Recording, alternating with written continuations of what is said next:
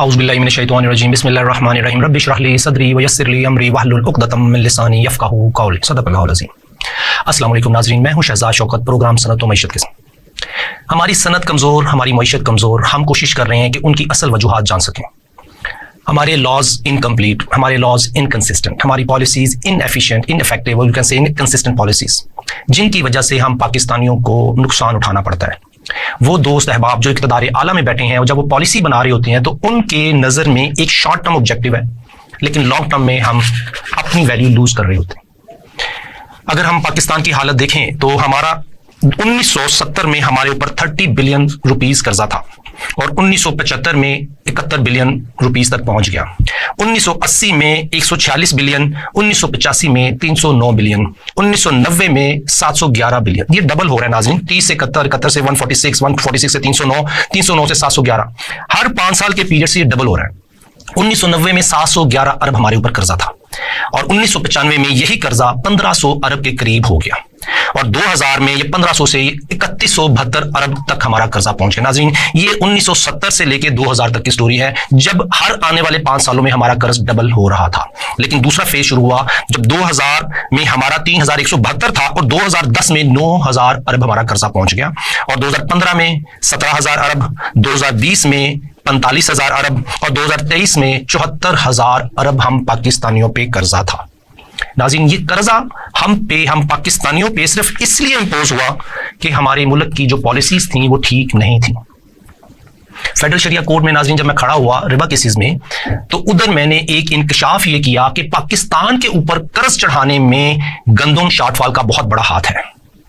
सवाल किया गया कि वो कैसी। मैं कहा जी आप देखिए, 1947 में पाकिस्तान बना, हिंदुस्तान में कभी गंदम इंपोर्ट नहीं हुई थी। हिंदुस्तान गंदम में सेल्फ सफिशिएंट था। हमारा किसान अपने घर के लिए गंदम खुद लगाता था, बल्कि अपने हक हमसायों के लिए भी लगाता था। लेकिन ऐसा क्या हुआ कि पाकिस्तान में गंदम लगनी बंद हो गई, या जितनी रिक्वायरमेंट थी उतनी ना लगी। हिस्ट्री में जाएं तो PLD 480 एक यूएसए की पॉलिसी है, जिसके तहत 1954 में यूएसए ने यह प्लान किया कि वो दुनिया को गंदम कर्ज में देगा। मसलन मैं पाकिस्तानी हूं, मैं पाकिस्तान में बैठा हूं, तो मुझे कर्ज की जरूरत नहीं है कि मैं कर्ज लूं पूरी दुनिया से या यूएसए से। लेकिन अगर मेरे घर में घुसपैठिए आ जाएंगे, इकोनॉमिक हिटमैन आ जाएंगे, या डिफेक्टिव पॉलिसी होगी, तो मेरे घर में अगर गंदम खत्म हो गई तो मुझे गंदम तो उधार लेनी पड़ेगी। एक पॉलिसी निकाली यूएसए ने कि वो पीस के तहत दुनिया को गंदम एड में देगा, लेकिन उस वक्त गंदम की शॉर्टफॉल नहीं थी। 1954 से लेके 1956 तक ऐसा क्या हुआ कि पाकिस्तान में गंदम की शॉर्टफॉल की चांसेस। लेकिन सदर अयूब ने क्या काम किया, लैंड रिफॉर्म्स एक्ट के तहत उसने जो बड़े काश्तकार थे उनसे जमीनें ले ली, 1958 और 59 की बात। अब सदर अयूब साहब को कहां से साइफर आया कि ये आप लैंड रिफॉर्म लाएं ताकि इससे लैंड डिस्ट्रीब्यूशन नेटवर्क ठीक हो सके। पाकिस्तान, वेस्ट पाकिस्तान और ईस्ट पाकिस्तान में जो लैंड रिफॉर्म्स सदर अयूब साहब लेके आए, वो एक हिटमैन पॉलिसी थी। आप देखिए नाज़रीन, जब वो लैंड रिफॉर्म के तहत कोई हिस्टोरियंस हमारे पास होंगे, हमारे बुजुर्ग, तो हम उनसे इस प्रोग्राम में डिस्कस करेंगे अगर कोई हमारा मौका मिला। तो हिस्टोरियन से ये बात कंफर्म भी होगी कि जब लैंड रिफॉर्म एक्ट आ गया, सदर अयूब साहब ने बड़े जिम्मेदारों से जमीनें छीन ली, तो उसके बाद गंदम नहीं लगी। पाकिस्तान की जो रिक्वायरमेंट थी वो गंदम की रिक्वायरमेंट थी, जो मैंने पिछले प्रोग्राम में बताया कि वो 2 मिलियन टन पर एनम थी, लेकिन हमारी प्रोडक्शन जो थी उस वक्त कम थी। सॉरी, मैं यहां पे कट करता हूं कि हमारी 1960 में रिक्वायरमेंट थी 5 मिलियन टन, लेकिन 1960 में चूंकि लैंड रिफॉर्म्स आ चुके थे तो हमारे मुल्क में प्रोडक्शन 1 मिलियन टन कम हुई रिक्वायरमेंट से, तो हमें बाहर से 1 मिलियन टन गंदम लेनी पड़ी। अब हम पाकिस्तानियों के पास पैसे तो नहीं थे, तो वो 1 मिलियन टन किन टर्म्स पे आई। मेरा इक़्तिदार आला में फेडरल शरिया कोर्ट में ये सवाल था, सर आइडेंटिफाई करें, मुझे किसी ने इंफॉर्मेशन नहीं दी कि वो जो गंदम हमें आई थी एड में, उसमें जो वेसल वो गंदम लेके आया था, जब वो आया तो उसका फ्रेट कितना पे हुआ, और वो जो वेसल जब वापस जाने लगा था तो उसमें क्या चीजें शिप हुई। तीसरा सवाल यह था कि वो जो गंदम हमने रिसीव की, वो जो 7, 8, 9 रुपए मन हुआ करती थी पाकिस्तान में गंदम, वो पाकिस्तानियों ने 25 रुपए से लेके 40 रुपए मन तक खरीदी। वो 25 रुपए मन किसकी जेब में गए? ये वो सवालात हैं जिनका जवाब कोई सीनियर ब्यूरोक्रेट दे सकता है या स्टेट बैंक ऑफ पाकिस्तान दे सकता है कि PLD 480 के तहत हम पे जो हिटमैन इकोनॉमिक पॉलिसी इंपोज की गई उसका इंपैक्ट क्या था। आज जो ये बैठा प्रोग्राम नाज़रीन मैं कर रहा हूं, ये इसलिए नहीं कर रहा कि मैं आपको कोई नई, मैं इसलिए कर रहा हूं कि आप तक इंफॉर्मेशन पहुंचे कि गंदम के थ्रू हम पाकिस्तानियों को नुकसान पहुंचाने का फार्मूला नया नहीं है। अब जब किसान को उसकी प्राइस पूरी नहीं मिलेगी, किसान नुकसान में होगा, तो किसान अगले साल गंदम जानवरों को डालेगा, अगले साल गंदम नहीं बेचेगा। इवन कल हमारे घर में मेहमान आए हुए थे, उन्होंने कहा जी हमने गंदम अपने लिए स्टोर कर लिया और अपने जानवरों के लिए स्टोर कर लिया। इसका क्या मतलब था? उन्होंने कहा जी जो गंदम जिस वक्त है वो मैं अपने जानवरों को खिलाऊंगा क्योंकि मैं बेच नहीं सकता, इसकी प्राइस नहीं। ये वो बात है जो 1959 में, 1960 में, 1961 में जब लैंड रिफॉर्म अयूब साहब ले आए, लेकिन कोई पॉलिसी नहीं थी कि जो गंदम की शॉर्टफॉल आएगी इन लैंड रिफॉर्म के बाद उनका रिस्पॉन्सिबल कौन होगा।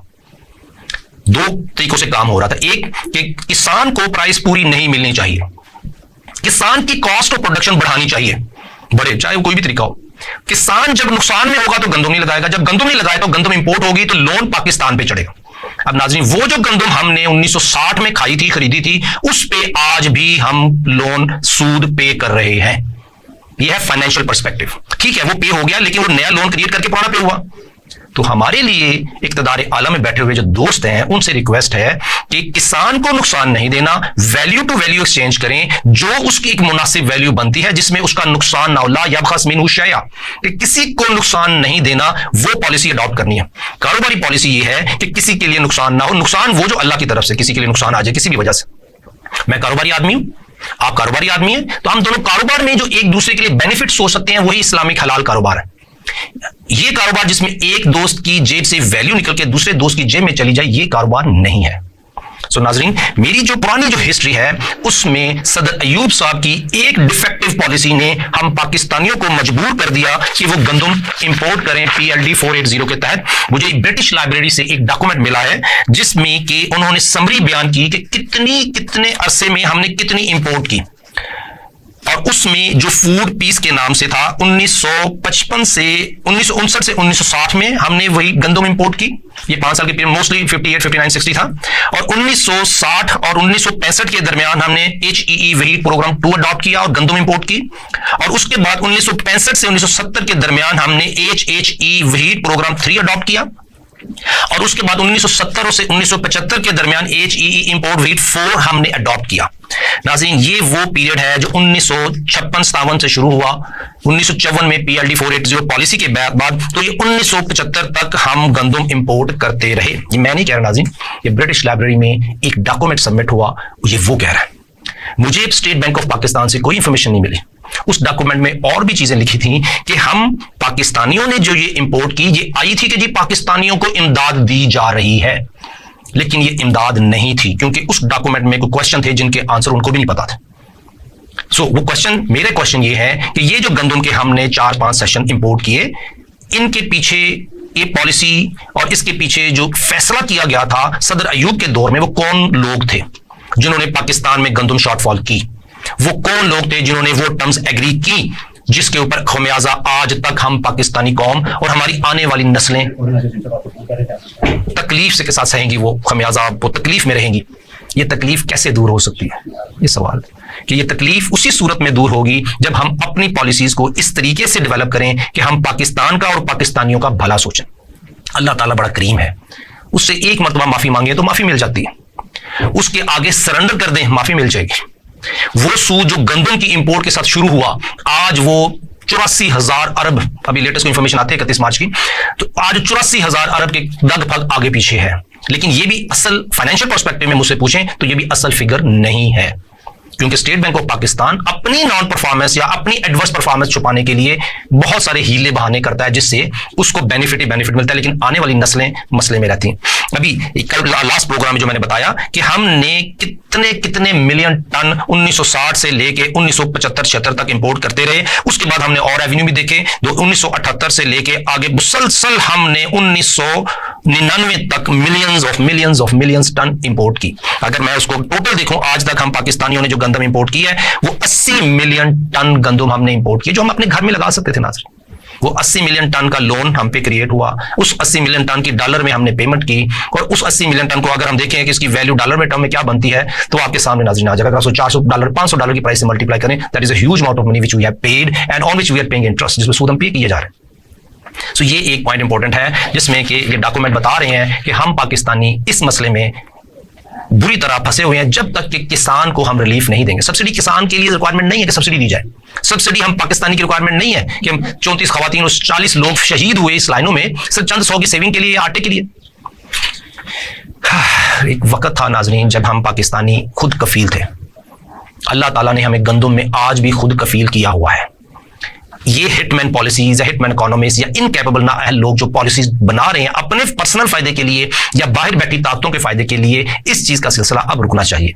हम पाकिस्तानियों को अपने बेनिफिट के लिए एक रिक्वेस्ट करनी चाहिए इक़्तिदार आला में बैठे हुए दोस्तों से कि इस मसले का अगर हल ना निकाला गया तो उनके लिए भी आसानियां नहीं होंगी, क्योंकि वो जिसने इस मुल्क को नुकसान पहुंचाया उसका नाम लेवा भी कोई नहीं। जिसने इस मुल्क को नुकसान पहुंचाया उसकी जो दुश्मनी अल्लाह से है वो अल्लाह जाने और वो जाने।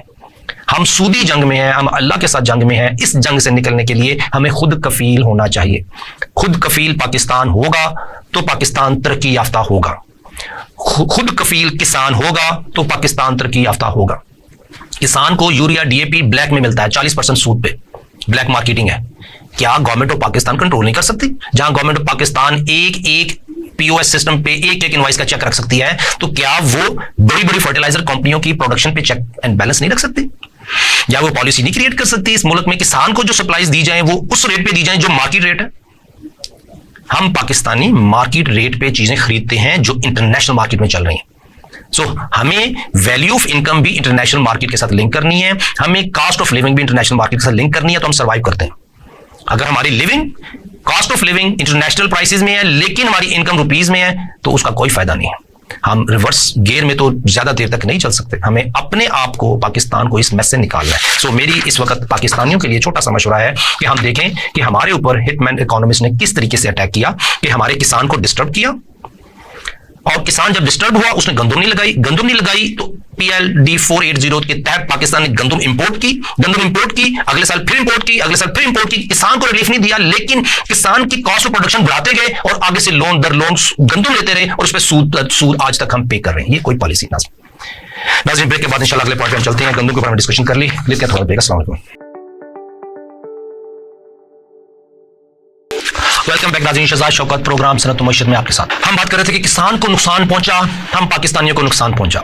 एक है नुकसान, आज किसान को नुकसान हुआ, आज ही पाकिस्तान को नुकसान हुआ, कोई बात नहीं, कल हम कोई ना कोई मसला हल कर सकते हैं। लेकिन एक वो नुकसान जो 1960 और 1955 के दरमियान शुरू हुआ, उसका नुकसान आज भी हम पाकिस्तानियों के। ये वो नुकसान है जो फाइनेंशियल इकोनॉमिक्स में हम इसे कहते हैं, एक ऐसी पॉलिसी से नुकसान पहुंचाया जाए कि इनकी आने वाली नस्लें भी उस लायबिलिटी में सूद पे करती रहे। किसान का नुकसान 1955 से 1960 के दरमियान, उसका खमियाजा हम पाकिस्तानी आज भी भुगत रहे हैं। अब जैसे ही हम रेस्क्यू करने लगते हैं उस नुकसान से, दोबारा वही प्रोसेस रिपीट कर दिया जाता है, फिर वही प्रोसेस रिपीट कर दिया जाता है, ताकि नुकसान किसान को पहुंचता रहे और हम गंदुम इंपोर्ट करते रहें और हम पाकिस्तानियों पे लोन भरता रहे। ये वो स्ट्रेटेजी है जो हम पाकिस्तानियों पे मुसल्लत है, हमें इससे निकलना है। ये आज की स्ट्रेटेजी नहीं है नाज़रीन। पिछले एक प्रोग्राम में बल्कि मैंने फेडरल शरिया कोर्ट में खड़े होकर कहा था कि सर, एक किसान जिसने गंदुम लगाई वो कहता है गंदुम की प्राइस जो गवर्नमेंट ऑफ पाकिस्तान मार्केट में फिक्स किए बैठी है वो उसकी कॉस्ट नहीं है, उसको नुकसान है। और दूसरी तरफ कहता है अगर मैं ये गंदुम बाहर बेच दूं तो जो मैं चारा अपनी गाय भैंसों के लिए खरीदूंगा वो महंगा है। तो कहते हैं बजाय इसके कि मैं चारा खरीदूं, स्टाला खरीदूं, अपनी गाय भैंसों के लिए रोजगार खरीदूं, मैं अपनी गंदुम ही अपनी गाय भैंसों को डाल देता हूं क्योंकि ये सस्ती है। एक आम दुकानदार अगर उसके यहां कोई ऐसी चीज है जो बाहर 100 रुपए की बिक रही है, लेकिन उसी चीज के इस्तेमाल के लिए कोई ऐसा नट बोल्ट है या कुछ भी है कि मुझे वो 500 में खरीदना पड़ेगा, तो मैं बजाय इसके 200 में बेचने के मैं यही रिप्लेसमेंट अपनी इस फैक्ट्री में लगाऊं ताकि मुझे सेविंग हो। ये आम कमर्शियल डिसीजन है किसी भी फार्मर का, किसी भी कारोबारी आदमी का। सो नाजरीन, वो पॉलिसीज जो हम पे 1955 से 1960 के दरमियान थी, उनसे हमने बाहर निकलना। उसका खमियाजा आज हम कैसे भुगत रहे हैं नाजरीन? क्योंकि हमारी इनकम थोड़ी है, हमारे खर्चे बहुत हैं, और हमारी जो रिसीट है उनके मिनिस्ट्री ऑफ फाइनेंस पूरी तरह इंफॉर्मेशन नहीं देता, लेकिन आप डिमांड ऑफ ग्रांट्स एक डॉक्यूमेंट है जो नेट पे पड़ा होगा, अगर उन्होंने रिमूव ना कर दिया मिनिस्ट्री ऑफ फाइनेंस ने, आप डिमांड ऑफ ग्रांट्स के नाम से सर्च करें तो आपको पता ये चलेगा कि 2020-21 में हम पाकिस्तानियों में फेडरल गवर्नमेंट की इनकम 3700 बिलियन थी, लेकिन फेडरल गवर्नमेंट ने 18,913 बिलियन की पेमेंट्स करनी थी। डेफिसिट कितना? 15,000 अरब। और इसी तरह 21-22 में 4500 बिलियन की इनकम थी, लेकिन पेमेंट थी 32,000 अरब। यानी डेफिसिट कितना था? 27,000 अरब का। 2022-23 में चलेंगे तो हमारी 5,000 अरब के करीब इनकम थी और हमारे जो खर्चे थे वो थे 34,000 अरब के करीब। उन 2023 और 2024 में 6,800 बिलियन हमारी इनकम थी, रिसीट्स थी। जो डिमांड्स और ग्रांट्स कह रहा था कि 48,834 अरब, यानी कि 6 गुना ज्यादा, 6,800 बिलियन इनकम और 48,000 अरब की पाकिस्तान ने पेमेंट करनी है। अब ये अगला जो बजट आएगा उसमें जो फिगर्स आती हैं, लेट्स सी के क्या आती हैं, क्योंकि 48,000 अरब पिछले साल थी और उस 48,000 अरब में जो सूद था वो 7,300 अरब था। नाज़रीन इंपॉर्टेंट क्या है कि 6,887 अरब की इनकम फेडरल गवर्नमेंट की नेट प्रोविंशियल शेयर निकालने के बाद, और 7,300 अरब का सूद है। अब तो काइबर रेट, जो सूदी रेट है, जो स्टेट बैंक ऑफ पाकिस्तान ने हमें जंग में धकेला हुआ है, वो तो 22% से लेकर 30% तक है, और जो किसान पे कर रहा है वो 25% से 50% तक है। नाजरीन ये वो रेट जो इस साल हम बजट कर रहे हैं एक्सपेक्ट के बाद, क्योंकि आईएमएफ ने भी कहा है कि बड़ा अच्छा रेट है 22%। वी आर हैप्पी, हम आपको, आपका प्रोग्राम मुकम्मल हुआ, हम अगले प्रोग्राम में जाने के लिए आपके साथ तैयार है, क्योंकि आपका 22% सूदी रेट है, हम वी आर हैप्पी। अब चूंकि हाई इंटरेस्ट रेट है नाजरीन, आपकी इंफॉर्मेशन के लिए कि जब हाई इंटरेस्ट रेट होगा, हमारे ऊपर 84,000 अरब का कर्जा होगा, तो हमारी जो उस वक्त के लिहाज से जो नेक्स्ट बजट की अमाउंट बजट हो रही है, कम से कम भी 12,000 अरब का सिर्फ सूद होगा। यानी कि जितनी हमारी पिछले साल 6,800 बिलियन इनकम थी, उसका डबल सूद है इस साल। ये वो, इसको कहते हैं, ये वो सिचुएशन है जिसमें हमें 1955 और 1960 के दरमियान जो पॉलिसी जो सदर अयूब साहब ने निकाली थी, उसका खमियाजा आज हम सब पाकिस्तानी भुगत रहे हैं। क्या फाइनेंशियल इकोनॉमिक्स में जो फाइनेंशियल पॉलिसीज डेवलप कर रहे हैं हमारे इक़्तिदार आलम में बैठे हुए दोस्त, क्या उनको ये कॉमन सेंस है, ये ऑकमन है, ये वो ज़हन रखते हैं कि जो पॉलिसी बना रहे हैं उसका आज इंपैक्ट क्या है, कल क्या है, परसों क्या है? नज़र इसका, चूंकि जैसे जैसे गंदम इंपोर्ट बढ़ती गई वैसे वैसे हम पे कर्जा बढ़ता गया, और इसका अंदाजा इस तरह लगाते हैं, मैंने छोटी वर्किंग की कि 1970 तक 40 लाख रुपए पर डे हम पाकिस्तानियों पे कर्ज बढ़ा, और 1970 से 1980 के दरमियान 32 मिलियन पर डे के हिसाब से एवरेज कर्जा बढ़ा। 1980 से 1990 के दरमियान 157 मिलियन पर डे, और 1990 से 2000 के दरमियान 683 मिलियन पर डे के हिसाब से कर्ज बढ़ा। 2000 से 2010 के दरमियान 1621 मिलियन पर डे के हिसाब से कर्ज बढ़ा, और 2010 से 2020 के दरमियान नाजरीन 9,876 मिलियन पर डे के हिसाब से कर्ज बढ़ा, और 2022 में सिर्फ 2022 में जब पीडीएम गवर्नमेंट आई तो 17,474 मिलियन पर डे, यानी कि 17 अरब पर डे के हिसाब से कर्जा बढ़ा, और 2022 और 23 में 55 अरब पर डे के हिसाब से कर्ज बढ़ा। जैसे जैसे गंदम इंपोर्ट का इंपैक्ट सूदी ट्रांजैक्शन पे बढ़ता जा रहा है नाज़रीन, वैसे वैसे हम पाकिस्तानियों के ऊपर कर्ज भी और सूद भी बढ़ रहा है। इसे मैं कहता हूं कि जो हम पाकिस्तानियों पे स्टेज थी, एक थी क्रंच स्टेज जो 2018 में खत्म होगी, अब हम क्रैश की तरफ जा रहे हैं। दर्जनों खत लिखे as a whistle blower economist, प्यार से, मोहब्बत से, कि हम क्रंच में हैं, क्रंच से कैसे निकल सकते हैं, हम क्रंच में हैं, क्रंच से कैसे निकल सकते हैं, लेकिन हुकूमत अल्लाह करे किसी में हो समझ सके। अब हम क्रैश की तरफ हैं, तो मैं मजबूरन आया हूं कि इस मीडिया में बैठ के वो आपको इंफॉर्मेशन दूं जो फाइनेंशियल इकोनॉमिस्ट की ड्यूटी है। हमारे मुल्क में फाइनेंशियल इकोनॉमिस्ट कोई नहीं। मैं बीइंग ए चार्टर्ड अकाउंटेंट और हैली कॉलेज से master degree with financial perspective, international market में काम करने का एक्सपोजर एक्सपीरियंस रहा, तो मैं इस बेस पे आपको बता रहा हूं कि हम क्रैश की तरफ जा रहे हैं, हमें इससे बचना है। और बचना कैसे है? बिल्कुल, जब किसान का नुकसान खत्म होगा हम रिकवरी की तरफ शुरू हो जाएंगे। इसका इंपैक्ट और क्या नाज़रीन, एक और वर्किंग है। करंट स्टेटस नाज़रीन क्या है हमारे मुल्क में, कि हमारे मुल्क में 55 अरब 2022 और 23 की बात, अभी 24 की मैं बात ही नहीं कर रहा क्योंकि उसकी इंफॉर्मेशन आएगी तो मैं ऐड करूंगा। 55 अरब के हिसाब से कर्ज बढ़ा, 55 अरब रोज का, और 20 अरब कर्ज, 20 अरब इंटरेस्ट सूद जिसे कहते हैं, चाहे वो इस्लामिक बैंकिंग का सूद है चाहे कन्वेंशनल बैंकिंग का सूद है, दोनों सूद, ये दोनों सूद मिला के 20 अरब पर डे कम से कम बन रहा है, कम से कम, क्योंकि काइबर रेट बढ़ा दिया तो ये ज्यादा ही होगा, कम से कम 20 अरब और 55 अरब के हिसाब से कर, इसका मतलब है 70 अरब, 75 अरब, 55 और 20, 75 अरब पर डे सिर्फ और सिर्फ सूद और कर्जा हम पे बढ़ रहा है, और हमारी इनकम कितनी है नाज़रीन? 18-20 अरब के लिए। और दूसरी तरफ अगर हम इसमें जो काइबर रेट है बढ़ गया, उसकी वजह से लायबिलिटी भी ऐड कर दें तो ये बढ़ के 85 अरब पर डे के हिसाब से सूद और कर्जा है। अब अगर इसमें हम गवर्नमेंट के और आर्मी के एक्सपेंसेस ऐड कर लें पर डे के हिसाब से, तो हमारे ऊपर 105 अरब पर डे हमें चाहिए।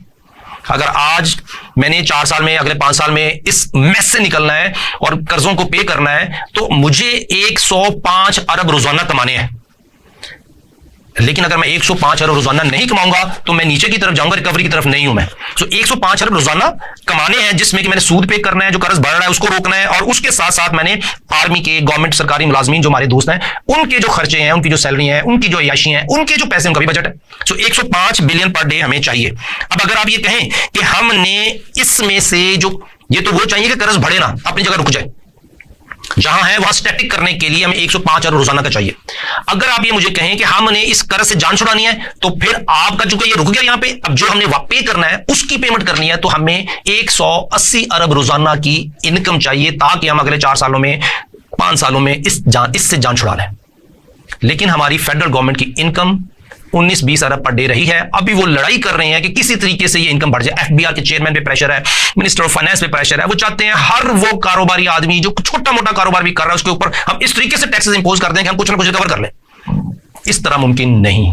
कारोबारी आदमी कारोबार बंद कर देगा क्योंकि वो नुकसान नहीं उठाएगा, कारोबार बंद कर देगा, इनकम टैक्स नहीं पे कर पाएगा, वो सेल्स टैक्स नहीं पे कर पाएगा, क्योंकि आपकी पॉलिसीज उसको इजाजत नहीं देती कि वो कमाए। किसान नुकसान में है, आपको कोई बेनिफिट नहीं है। कारोबारी आदमी नुकसान में है, आपको कोई बेनिफिट नहीं है। और जो सर्विस प्रोवाइडर है, अगर वो नुकसान में है तो आपको कुछ टैक्स नहीं दे सकता।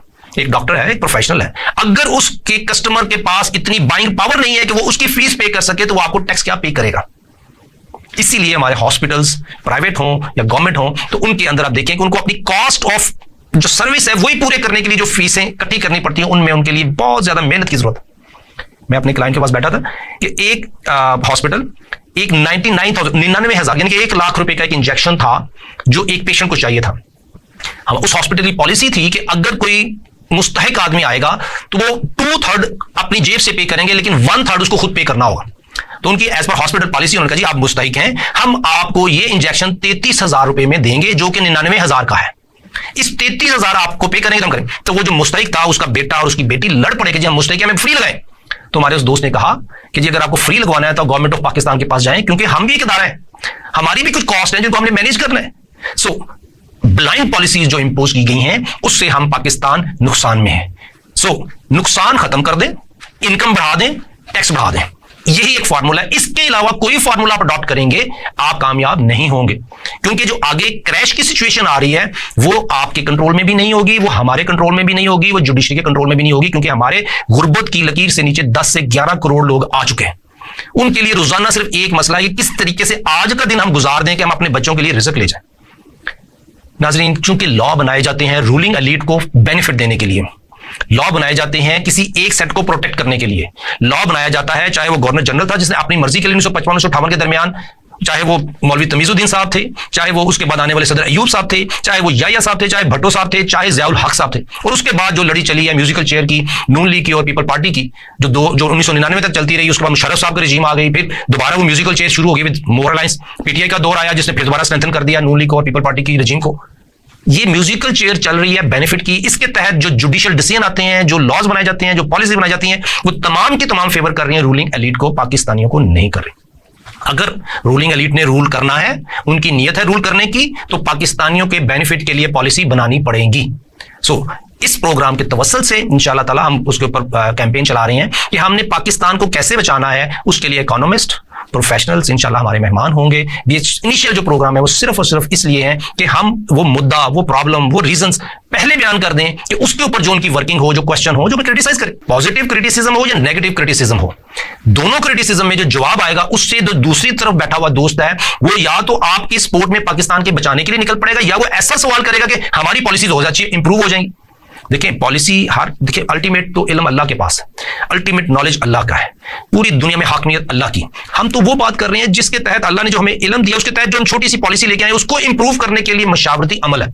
उस मशावरती अमल में तमाम पाकिस्तानियों का हक है कि हमने पाकिस्तान को क्रैश से कैसे बचाना है। सो मेरी तो ये छोटी सी काविश है इस प्रोग्राम में, इस चैनल के तहत, इस काविश को आप इस काविश का हिस्सा बने, अल्लाह से नेकियां भी मिलेंगी, एक अजर भी मिलेगा, एक सेटिस्फेक्शन भी है। सो इंशाल्लाह नाजरीन, आज के प्रोग्राम में हमने बयान किया कि किस तरीके से गंदम क्राइसिस 1955-1960 के दरमियान शुरू कराया गया। हिटमैन इकोनॉमिस्ट कौन था कोई पता नहीं। सदर अयूब साहब ने वो पॉलिसी लैंड रिफॉर्म की क्यों निकाली, किसके कहने पे निकाली, क्या मोटिव था, उसके पीछे कौन लोग थे कोई पता नहीं। वो जो गंदम हम पे इंपोर्ट करके मुसल्लत करके 3 गुना प्राइस पे हम पाकिस्तानियों को बेची गई, वो पैसा किधर गया, स्टेट बैंक ऑफ पाकिस्तान ने वो पैसे का क्या किया, और वो जो हमने गंदम इंपोर्ट करके शिपिंग कंपनियों को किराया दिया वो कितना था, कैसे गया, और वो जो वेसल वापस गए उनमें क्या गया वापस। नाज़रीन बहुत से सवाल हैं, इनका सवालों का जवाब तो कोई हिस्ट्री पढ़ने वाला दे सकता है, स्टेट बैंक ऑफ पाकिस्तान दे सकता है, गवर्नमेंट ऑफ पाकिस्तान के ब्यूरोक्रेट्स दे सकते हैं। हमारी दुआ है कि अल्लाह ताला हम पाकिस्तानियों को तरक्की याफ्ता पाकिस्तान देखने की तौफीक दे। हम दुआ करते हैं अल्लाह से, अल्लाह ताला में अच्छे रहनुमा दे, पाकिस्तान के लिए अच्छे मामलात हों, कंप्लीट पॉलिसीज हों, अल्लाह के साथ हम जंग से बाहर आ जाएं इंशाल्लाह। इंशाल्लाह नाज़रीन प्रोग्राम का वक्त खत्म होता है, अगले प्रोग्राम दोबारा से मुलाकात होगी। अस्सलाम वालेकुम रहमतुल्लाह।